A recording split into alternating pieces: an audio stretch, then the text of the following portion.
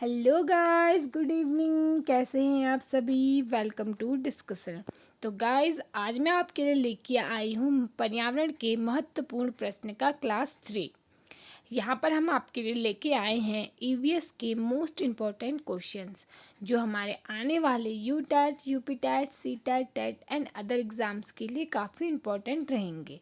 तो चलो guys, video में हमारे साथ बने रहिए। अब वीडियो को करते हैं स्टार्ट।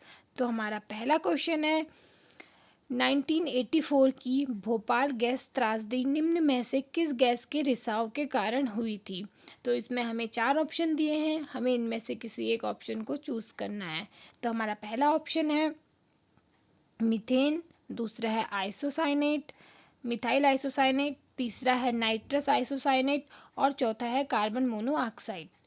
तो गाइज, मेरे साथ साथ आप भी अपना आंसर कमेंट करिए और अपने स्कोर को जो है नोट करिए। तो इसका जो राइट आंसर है वो है मिथाइल आइसोसाइनाइड। भोपाल गैस त्रासदी जो है वो दिसंबर 1984 की एक औद्योगिक दुर्घटना है जिसमें कि काफ़ी हानि हुई थी और ये हमारे मिथाइल आइसोसाइनेट के रिसाव के कारण हुआ था। तो अब चलते हैं हमारे दूसरे क्वेश्चन की ओर। हमारा दूसरा क्वेश्चन है wild life institute of India, जिसको WII भी कहते हैं, वो कहाँ स्थित है? तो हमारे ऑप्शंस हैं अहमदाबाद, नई दिल्ली, कोयम्बटूर या देहरादून। तो जो इसका राइट आंसर है वो है देहरादून।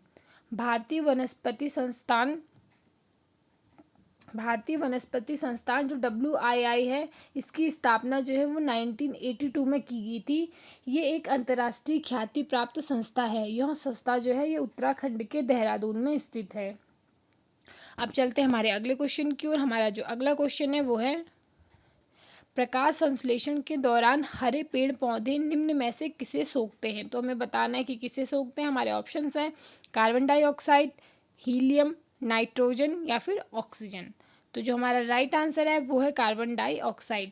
प्रकाश संश्लेषण की प्रक्रिया में जो प्रकाशीय ऊर्जा है उसे रासायनिक ऊर्जा में परिवर्तित किया जाता है। इस प्रक्रिया में पौधे की हरी पत्तियां जो है वो सूर्य के प्रकाश में वायुमंडल से जो कार्बन डाइऑक्साइड है और भूमि से जल को और खनिज लवणों को जो है प्राप्त करके कार्बोहाइड्रेट का निर्माण करती है। और प्रकाश संश्लेषण करने वाले जो सजीव होते हैं उन्हें हम लोग स्वपोषी कहते हैं। तो गाइस, अब चलते हैं हमारे अगले क्वेश्चन की ओर। हमारा जो अगला क्वेश्चन है वो है अपशिष्ट पदार्थों को खाने वाले जीवों को क्या कहते हैं? तो हमें बताना है कि जो अपशिष्ट पदार्थ होते हैं उन्हें जो जीव खाते हैं हम उन जीवों को क्या कहकर पुकारते हैं? तो हमारे जो इसके ऑप्शंस हैं वो है शाक भक्षी, मृतक भक्षी, मांस भक्षी या फिर रसायन भक्षी। तो जो इसका राइट आंसर है वो है मृतक भक्षी। जो अपशिष्ट उत्पाद हैं उनको खाने वाले जो सजीव होते हैं उन्हें मृतक भक्षी या अपघटक कहा जाता है। इसमें जो है कीड़े मकोड़े, जीवाणु और कवक जैसे छोटे प्राणियों को शामिल किया जाता है। ये जो है ये मृत कार्बनिक जो सामग्री होती है उसको और अधिक छोटे कणों में या फिर अंततः एक सरल पदार्थ में विघटित करते हैं और उनसे अपना पोषण प्राप्त करते हैं। तो ऐसे जीवों को हम मृतक भक्षी कहते हैं। तो गाइस, चलते हैं अब हमारे अगले क्वेश्चन की ओर। और जो हमारा अगला क्वेश्चन है वो है मिनी माता जो एक रोग है ये ऐसी मछली को खाने से होता है जिसमें अधिक मात्रा में पाया जाता है। तो हमारे जो ऑप्शंस हैं वो है कैडमियम, आर्सेनिक, पारा या फिर ये सभी। तो हमें बताना है कि मिनी माता जो रोग है वो किस मछली को खाने से होता है, कि उस मछली में कौन सा ज़्यादा पदार्थ पाया जाता है। तो हमारे जो इसके ऑप्शंस हैं वो हमने देख लिए हैं। तो अब चलते हैं इसके आंसर की ओर। तो जो इसका आंसर है वो है पारा। जल में जो पारे की अधिकता के कारण होने वाला रोग होता है उसे मिनीमाटा रोग कहते हैं। सबसे पहले जो मिनीमाटा रोग है ये जापान में 1953 में फैला था। ये रोग जो है इसमें पागलपन हो गया, मानसिक भ्रम हो गया और अंत में मृत्यु जैसे गंभीर मामलों के लिए उत्तरदायी होता है। यह रोग जो होता है ये ऐसी मछली को खाने से होता है जिसमें अधिक मात्रा में पारा पाया जाता है। तो गाइस, चलते हैं अब हमारे अगले क्वेश्चन की ओर। ओजोन परत का अधिकतम ह्रास निम्न में से किस पर हुआ है? तो हमें बताना है कि ओजोन परत का जो हमारी ओजोन परत है, हमारी ओजोन लेयर है, उसमें कहाँ पर सबसे ज़्यादा ह्रास हुआ है, तो कहाँ पे सबसे ज़्यादा उसका कमी आई है, तो हमें ये बताना है। तो इसके हमारे ऑप्शंस हैं भूमध्य रेखा पर या फिर उत्तरी ध्रुव पर, दक्षिणी ध्रुव पर, या इनमें से कोई नहीं। तो जो हमारा इसका राइट आंसर है वो है दक्षिणी ध्रुव। ओजोन परत जो है वो हानिकारक पराबैंगनी किरणों को पृथ्वी के वायुमंडल में प्रवेश करने से रोकती है। और जो वर्षा से ओजोन परत के जो वर्षों से ओजोन परत के क्षय होने के कारण जो अब तक हानिकारक विकिरण है वो वातावरण में प्रवेश करने लगा है, जिससे कि जो है त्वचा का कैंसर जैसी बीमारियां फैल रही हैं। और इसका जो सबसे ज़्यादा हार्श हुआ है, सबसे ज़्यादा छेद हुआ है वो हमारा दक्षिणी ध्रुव पर देखा गया है। तो अंटार्कटिका के ऊपर जो है इसका छेद देखने को मिला है। तो गाइस चलते हैं हमारे अगले क्वेश्चन की ओर। हमारा जो अगला क्वेश्चन है वो है रेड डाटा बुक किससे संबंधित है। तो हमारे जो ऑप्शंस है वो है विलुप्ति के करीब जीव, नदियों में प्रदूषण, घटता भूगर्भ जल स्तर, या फिर वायु प्रदूषण। तो जो इसका राइट आंसर है वो है विलुप्ति के करीब जीव। जो रेड डाटा बुक है वो विलुप्ति के करीब जीवों से संबंधित होता है। इसको जो IUCN होता है, एक international union for conservation of nature, इसने विलुप्त हो गया और संकट वाले, दुर्लभ और अपर्याप्त ज्ञान जो जीव हैं उनके लिए एक संयुक्त कार्यक्रम चलाया था। तो जो IUCN है उसी ने जो है 1988 में जो विलुप्त प्राय जीव हैं उनकी एक सूची संबंधित एक रेड डाटा बुक है उसे प्रकाशित की थी। और इसका जो मुख्यालय है वो हमारा स्विट्जरलैंड में स्थित है। तो गाइस चलते हैं हमारे अगले क्वेश्चन की ओर। हमारा अगला क्वेश्चन है किस गैस के वर्षा में घुलने से वर्षा का पानी अम्लीय हो जाता है। तो हमें बताना है कि ऐसी कौन सी गैस है जो अम्लीय वर्षा के लिए जिम्मेदार होती है। तो हमारे जो इसके ऑप्शन है वो है carbon dioxide, hydrogen peroxide, nitrogen monoxide और सल्फर डाइऑक्साइड। तो जो इसका राइट आंसर है वो है सल्फर डाइऑक्साइड। जो अम्लीय वर्षा के लिए है वो सल्फर डाइऑक्साइड जो होती है वो उत्तरदायी होती है। जितने भी मानव जनित प्रदूषण होते हैं हमारे, जो उनसे निकलकर जो सल्फर डाइऑक्साइड होती है वो हमारे जो वायुमंडल में पहुंच जाती है, वहाँ बादलों में प्रवेश करती है या फिर बारिश का जो पानी होता है उसके साथ मिल जाती है और जो है सल्फ्यूरिक एसिड का निर्माण करती है, जिससे कि जो हमारा वर्षा का पानी है वो अम्लीय हो जाता है।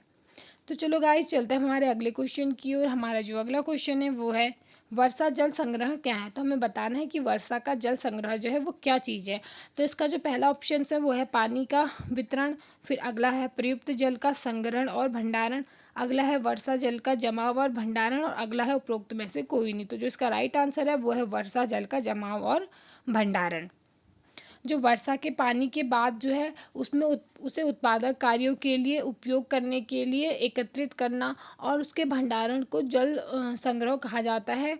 और ये जल संग्रह के जो है कई लाभ होते हैं, जैसे कि जल की पूर्ति करने के लिए इसमें कम लागत लगती है और बाढ़ की जो है वो कम संभावना रहती है, और इसके साथ साथ इससे मृदा अपरदन को भी कम किया जा सकता है। तो चलो गाइस चलते हैं हमारे अगले क्वेश्चन की ओर। हमारा जो अगला क्वेश्चन है वो है एग मार्क का संबंध है। तो हमें बताना है कि एग मार्क का संबंध किससे है। तो इसका है गुणवत्ता से, पैकेजिंग से, संसाधन से, या फिर उत्पादन से। तो जो इसका राइट आंसर है वो है गुणवत्ता से। एग मार्क जो होता है वो एक प्रमाण चिन्ह होता है जो भारत में कृषि खाद्य पदार्थों पर लगाया जाता है। तो हम जैसे कोई भी तेल खाते हैं या फिर कोई भी जो हम प्रोडक्ट लेते हैं, खाद्य पदार्थ लेते हैं, तो उन पे एक चिन्ह लगाया जाता है, इसे हम एग मार्क का चिन्ह कहते हैं। ये हमारे जो है इसकी शुद्धता के लिए लगाया जाता है, कि इसके प्रमाण के लिए लगाया जाता है, इसकी गुणवत्ता के लिए लगाया जाता है इसकी जो स्थापना थी वो 1937 में की गई थी। तो गाइस चलते हैं हमारे अगले क्वेश्चन की ओर। हमारा अगला क्वेश्चन है वन्य जीव सुरक्षा अधिनियम कब पारित किया गया था। तो जो इसके ऑप्शंस हैं वो है 1960 में, 1962 में, 1972 में, या फिर 1973 में। तो जो इसका राइट आंसर है वो है 1972 में। भारत सरकार के द्वारा जो वन्य जीव हैं उनके अवैध शिकार को रोकने के लिए और पौधों के संरक्षण के लिए जो भारत सरकार है उसके द्वारा जो है वन्य जीव संरक्षण अधिनियम जो है वो पारित किया गया था, और इसको जो है 1972 में पारित किया था। तो चलो गाइस चलते हैं हमारे अगले क्वेश्चन की ओर। हमारा अगला क्वेश्चन है दूध से दही बनने वाली प्रक्रिया को क्या कहते हैं। तो हमें बताना है कि दूध से जो दही बनता है उस प्रोसेस को हम क्या कहेंगे। तो इसके ऑप्शंस हैं प्रकाश संश्लेषण, आसवन, किण्वन या फिर स्टेरिलाइजेशन। तो जो हमारा इसका राइट आंसर है वो है किण्वन।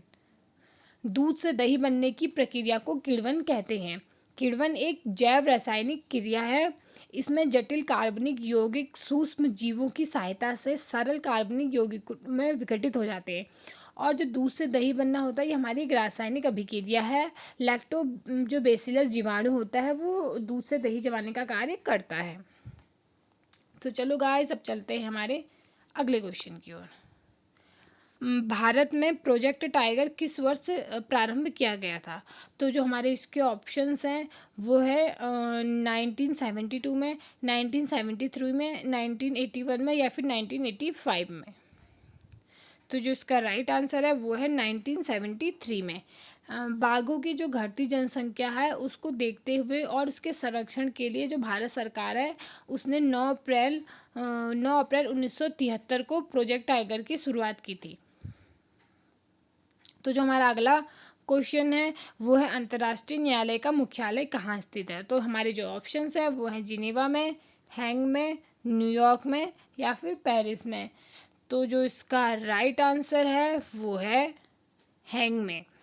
तो जो अंतर्राष्ट्रीय न्यायालय है इसका मुख्यालय जो है वो हैग में स्थित है। तो चलो गाइस चलते हैं हमारे अगले क्वेश्चन की ओर। हमारा जो अगला क्वेश्चन है वो है निम्नलिखित में से कौन सा जैव मंडल का अजैविक घटक नहीं है? तो हमें बताना है कि इसमें जैव मंडल का कौन अजैविक घटक नहीं है। तो इसके जो ऑप्शंस है वो है प्रोटीन, मृदा, कवक और फॉस्फोरस। तो जो इसका राइट आंसर है वो है कवक। तो हमने जैसे यहाँ पे दिया है कि अजैविक घटक नहीं है, यानी हमें इसमें कौन बताना है? अजैविक घटक जो नहीं है, यानी जैविक घटक बता रहा है। तो केवल कवक ही जो है यहाँ पर वो जैविक घटक है। बाकी जो हमारे प्रोटीन है, मृदा है, फॉस्फोरस है, ये सभी हमारे अजैविक घटक हैं। तो चलो गाइज आज के लिए बस इतना ही। अब मिलते हैं हमारी अगली वीडियो में। अगर आपको चैनल अच्छा लगा हो तो वीडियो को लाइक कीजिए, कमेंट कीजिए, शेयर कीजिए और साथ में सब्सक्राइब ज़रूर कीजिएगा। Thanks for watching.